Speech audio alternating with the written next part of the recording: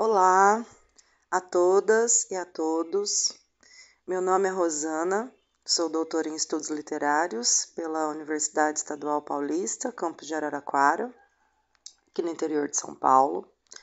E estou aqui hoje, para participar desse podcast, Cocriando na Podosfera, sobre o artigo publicado pela revista Quixará, em seu primeiro número, seu número de estreia, sobre o meu trabalho de doutorado, minha tese, que foi defendida em 2020.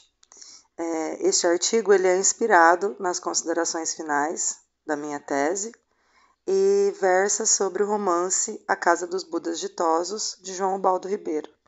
Aqui, então, eu proponho uma leitura de base bakhtiniana, a partir dos estudos bakhtinianos em relação ao dialogismo, às relações dialógicas, ao corpo grotesco e também aos gêneros discursivos, em soma aos estudos relativos ao discurso pornográfico na literatura, proposto por Manguienot, e também em relação à constituição do romance como o gênero dos gêneros, como propõe o filósofo russo Mikhail Bakhtin.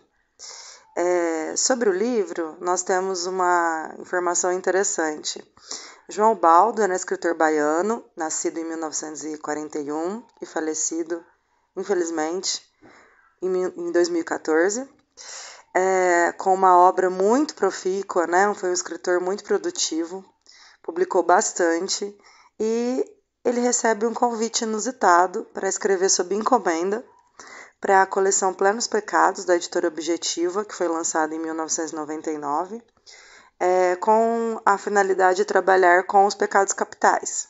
Daí o nome da coleção, Plenos Pecados. E o Ubaldo, como baiano, foi convidado para escrever sobre o pecado da preguiça. Porém, ele achou que seria muito previsível um baiano falar sobre preguiça. E aí ele quer, então, confrontar o estereótipo e pede para escrever sobre o pecado da luxúria. E aí a gente entra, então, nesse universo romanesco da obra, que é formada por pensamentos, digressões, sonhos e relatos e memórias de uma mulher simplesmente chamada de CLB, apenas pelas suas iniciais, que é uma mulher de 68 anos, também baiana, pertencente a uma família aristocrática, herdeira de uma grande fortuna, o que lhe permite ter uma vivência tão livre como ela teve, que deixa gravada em fita cassete as suas memórias.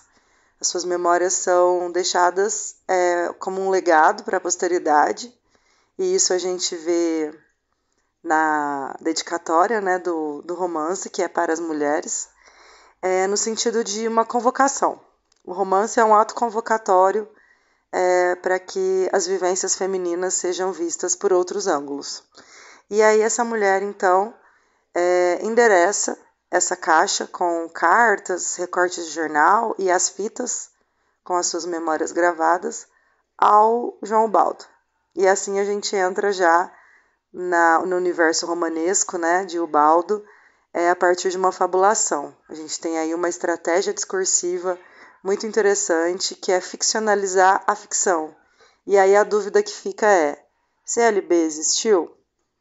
Ou essa estratégia discursiva de Ubaldo é apenas uma máscara, né, dentre tantas que a ficção nos permite, para criticar, zombar e olhar os costumes e a hipocrisia social de uma forma crítica, né, zombeteira e, por fim, inteligente, e fazendo também uma análise, né, do Brasil como um país colonizado, desde lá, quando canta, né, o Boca do Inferno, Gregório de Matos, que deixa aí um barroquismo que depois vai ser utilizado por Ubaldo, que vai trabalhar com um ser humano que vive um carpe diem eterno, né, angustiado. E isso se dá aí na obra pela vivência de CLB, quando ela, mesmo se dizendo afastada das religiões e ateia, peca porque sabe que vai ser perdoada. E o pecado vai girar em torno aí da luxúria. Como que a vivência de uma mulher sexualmente livre pode ainda, né, mesmo que na virada aí entre o século XX e o XXI, ainda pode ser visto como pecado, né, como algo negativo, uma transgressão negativa, sendo que, na verdade, a personagem quer trazer aí transgressões no sentido de evolução, né, de progressão. E aí nós vamos ter, então, o início da narrativa, a apresentação dessa personagem. Como eu disse, no presente da narrativa ela conta com 68 anos e começa a narrar de forma desorganizada. Nós não temos aí uma organização formal das suas memórias, e isso vai se dar na obra também, que não tem capítulos muito bem definidos, e o próprio gênero, né, que pode ser um diário, mas que também pode ser um relato, e que vai misturar aí também, vai se misturar também com outros gêneros, né? O prefácio vai ser também ficcionalizado, que é uma forma de carnavalizar o gênero, que é escrito, mais formal, e aqui ele ganha um viés de ficção.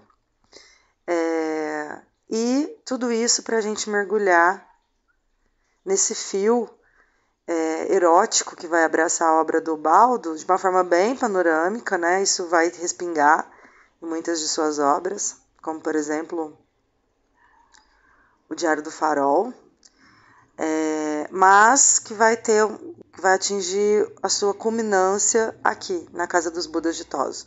O Ubaldo ele foi apadrinhado, né, por Jorge Amado, que também tem aí um erotismo baiano bastante forte aí nas cores e nos cheiros da Bahia, né, na representação da Bahia, que a gente vê, por exemplo, em Gabriela Cravo Canela, Dona Flor e seus dois maridos e Tieta do Agreste. E a forma como essa pornografia vai se dar na obra do Ubaldo, que vai conversar, né? E aí o objetivo do nosso trabalho, da tese, perceber os valores, né, a axiologia que preside o romance feito por Ubaldo, em relação também à própria coleção, Os Sete Pecados, os Sete Pecados Capitais, e também em relação à forma como o Manguenot propõe a criação do discurso pornográfico, no caso, a partir da escola libertina francesa. O pesquisador ele sistematiza as balizas da escrita pornográfica a partir da sistematização dessa escrita na escola libertina francesa, que vai se dar entre os séculos 17, 18 e chega até a desembocar no 19, quando esses romances eles começam a circular de uma forma bastante maciça na França revolucionária, e vem para o Brasil depois, no século XIX, com a vinda da família real portuguesa para cá, e aí a gente vai ter a chegada no Brasil da imprensa, e aqui também essas obras começam a circular. E aí a gente tem uma questão interessante, que já começa aí a haver as relações dialógicas entre o Ubaldo e essa escola libertina francesa, pela escolha de uma narradora, né, de uma mulher que narra. É sabido que naquele momento histórico as mulheres eram impedidas de escrever, as que escreviam tinham que publicar sob pseudônimo, e muitos dos homens que escreviam devido a um exotismo, né, de uma sexualidade que é historicamente interdita, no caso das mulheres, eles optarem por escrever com vozes femininas. E isso torna, né, o nicho da pornografia muito interessante do viés mercadológico, porque a sexualidade masculina nunca foi tabu. E isso não seria interessante, né, aos olhos de quem lê. Porém, né, a sexualidade feminina, sim. Então, o romance já começa com essa interdiscursividade muito forte com a escola libertina, trazendo também um prefácio que é falso. Notas prefaciais também foram muito utilizadas na escola libertina para modular uma voz narrativa, né, e eximir o autor pessoa da culpa por escrever pornografia.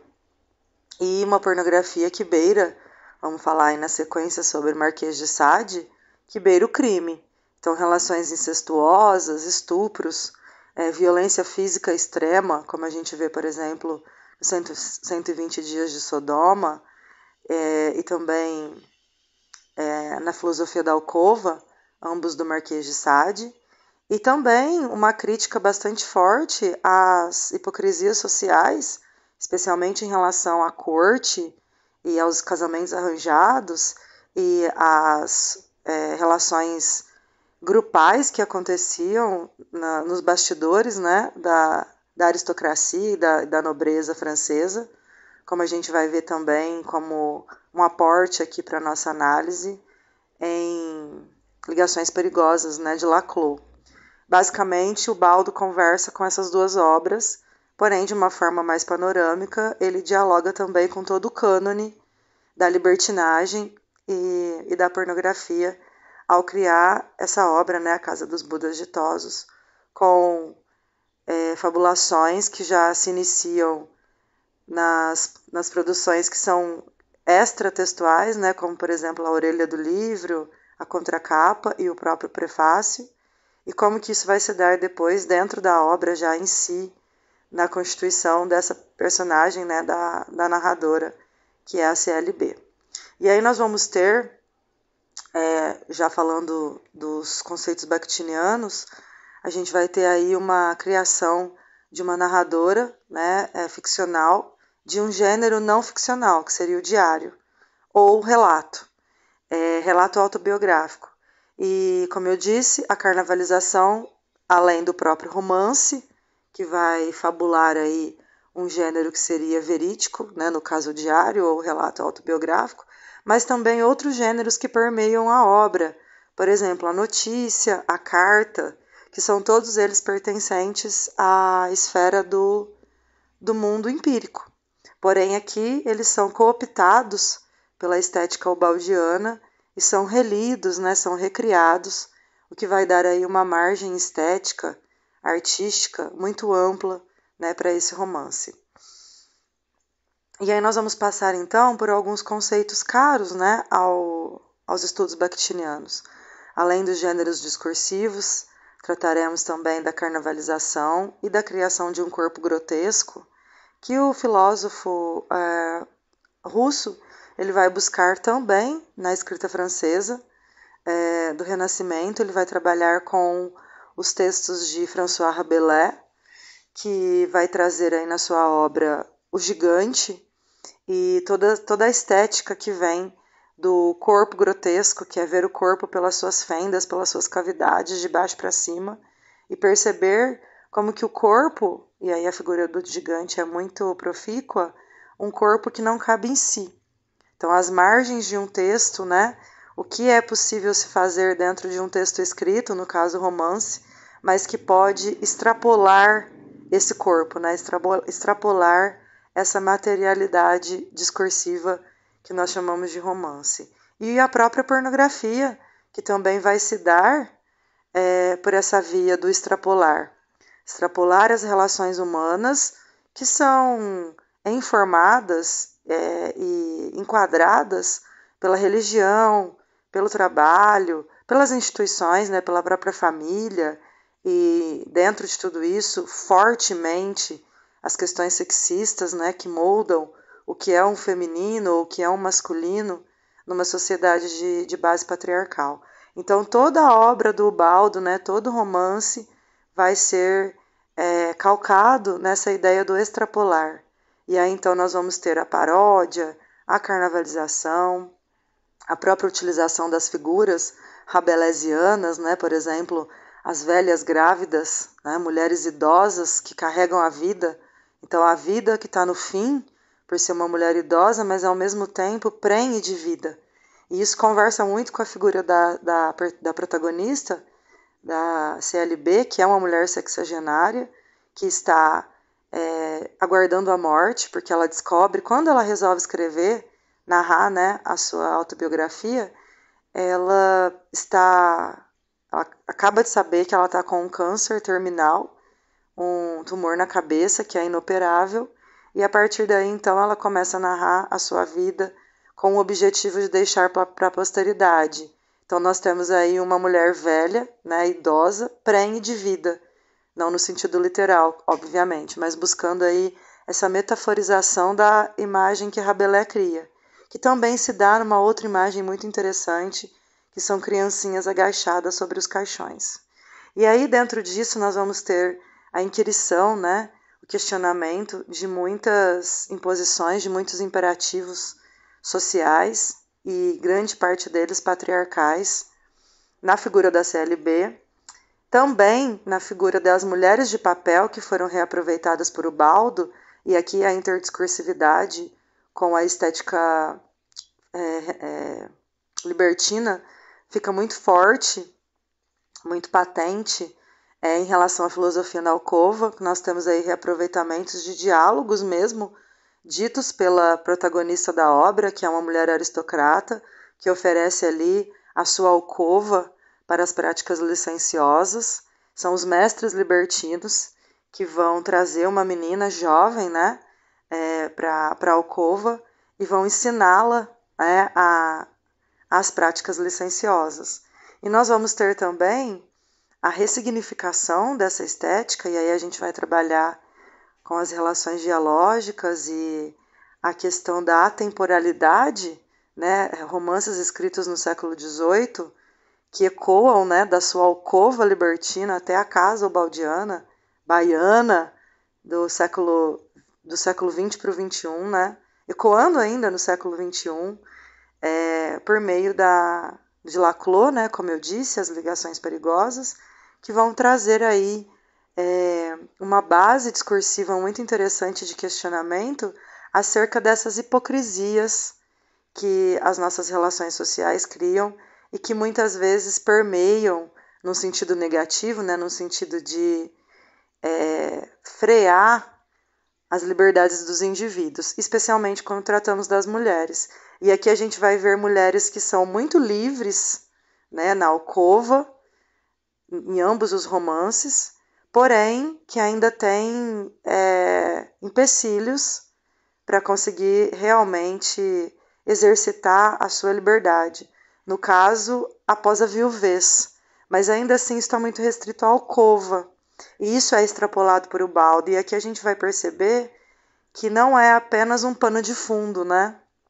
Que o Ubaldo realmente é catártico em relação a Laclos e em relação ao Marquês de Sade, porque a CLB ela tem o seu exercício na alcova, né?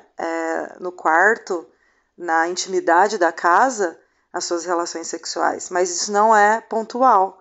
Ela também leva isso para a sua vivência externa, assim como a sua amiga, que também é muito presente na narrativa, chamada Norma Lúcia, que acompanha a vivência de juventude de CLB, e nas suas memórias ela é muito citada.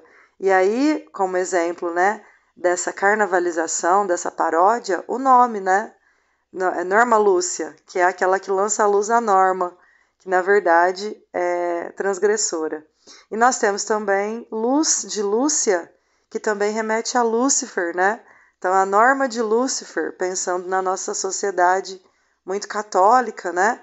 E aí a gente retoma esse carpe diem angustiado, esse barroquismo baiano que está aí presente na obra do Ubaldo, claro que aí não de uma forma que enquadra essas personagens, ao contrário, o enquadramento está ali para que elas possam, na verdade, transgredi-lo.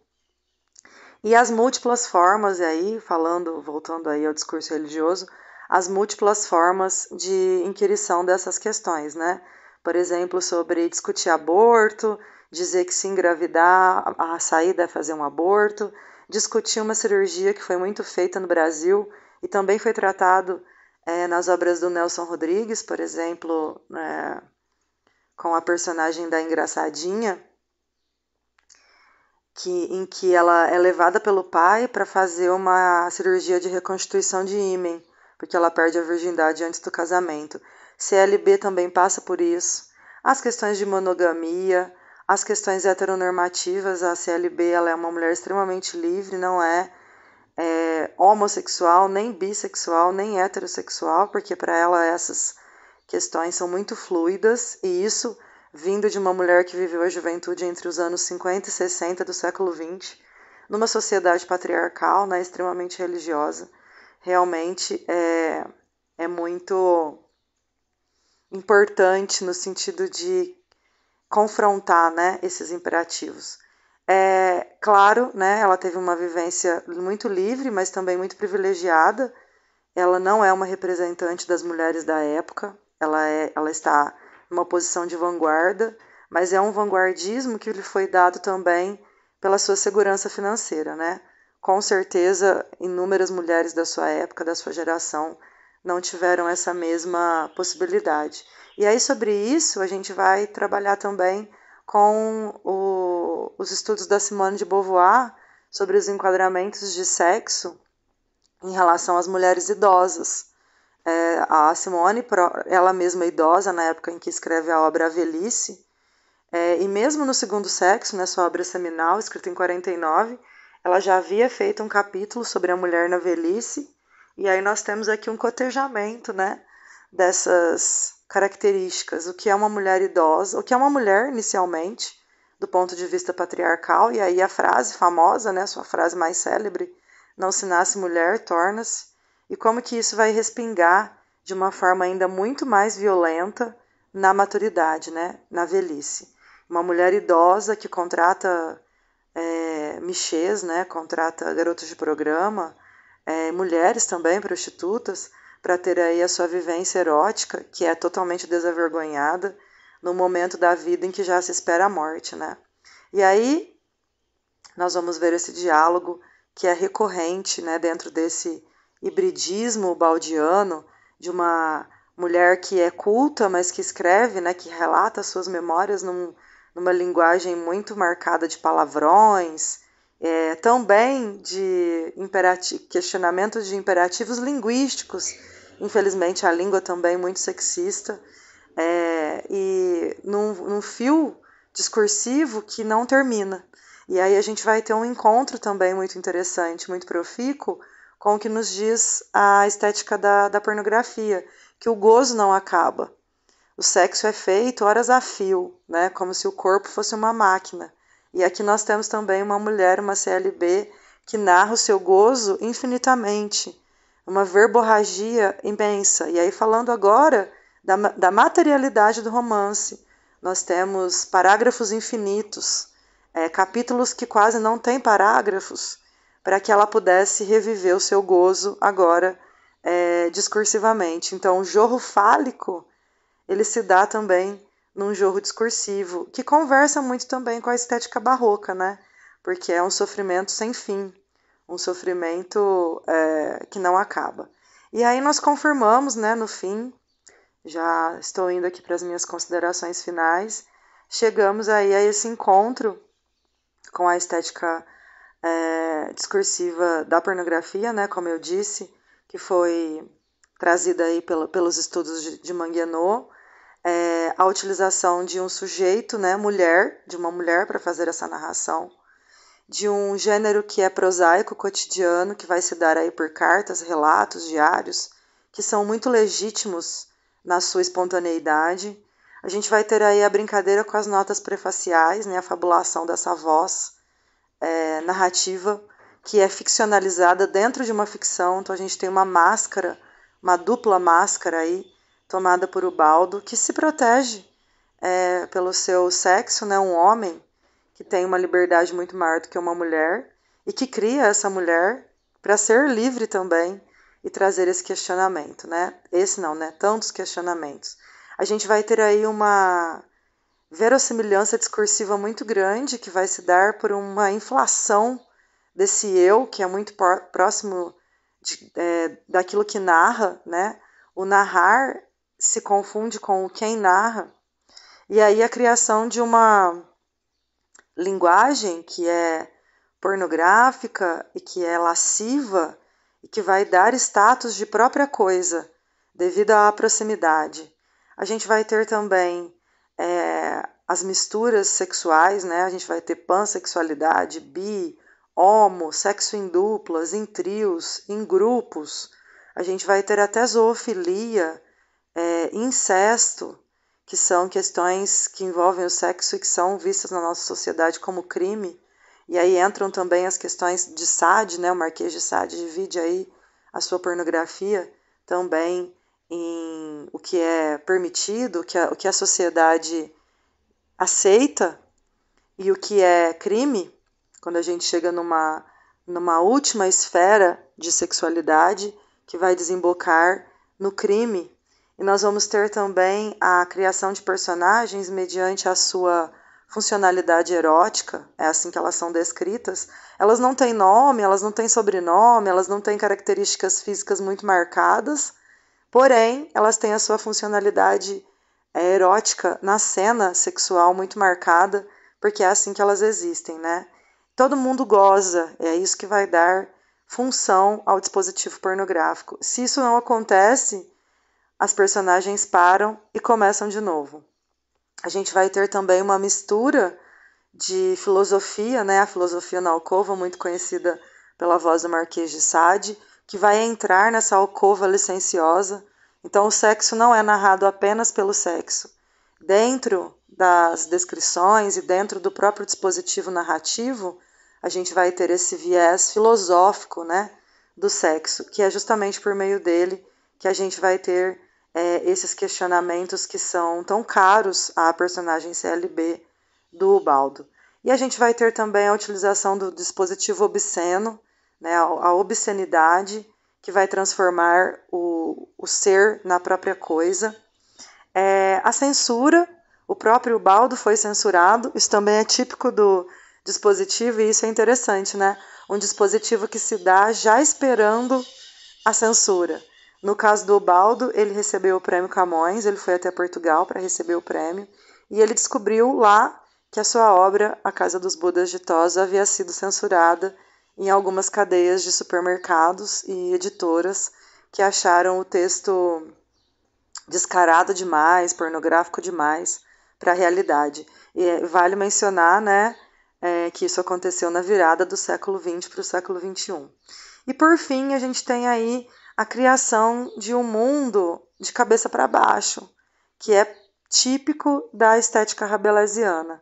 Tudo começa de baixo para cima. E aí é o avesso, né, que vai dar, na verdade, o que é a sociedade de fato, tirando aí essas camadas de hipocrisia, né, invertendo essa hipocrisia para que a gente possa ver a sociedade de uma forma bem mais clara, lúcida e zombeteira, né, especialmente zombeteira. O Baldo, ao se mascarar com essa figura feminina, ele é, por fim, um grande zombeteiro. E aí nós vamos ter, então, né, o fechamento da nossa análise, que vai trazer aí esse olhar para esse depoimento sócio-histórico litero-pornô, né, que é assim que a própria CLB chama o seu texto, né, o seu trabalho, como uma forma de chamamento, né? A CLB chama os leitores, as leitoras, né, para o seu texto como um ato responsivo. E isso é muito bakhtiniano, né?